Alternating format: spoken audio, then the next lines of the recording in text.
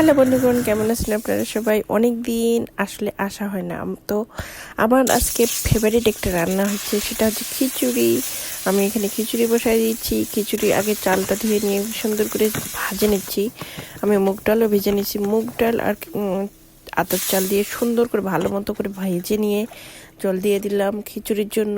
আর এদিকে আলাদা করে রান্না হবে আর একটা খিচুড়ির সাথে সবজি সবজি হচ্ছে লাউ ভাজি।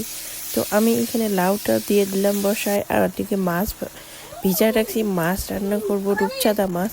তবে এই যে আমি আগে লাউটা এদিকে দিলাম বসায়, কারণ লাউ ভাজতে গেলে অনেক সময় লাগে। তো লাউটা ওইদিকে হচ্ছে, আমি এদিকে মাছটা ধুয়ে নিচ্ছি। একসাথে দুই কাজ করতেছি, এদিকে বেগুন ভাজি করতেছি। তো আজকের খাওয়াটা কিন্তু সেই খাওয়া হবে, মানে আমার সব পছন্দের খাবার খিচুড়ি। যদিও ঝরঝরা খিচুড়ি করতে যাচ্ছি, দেখি কি হয়।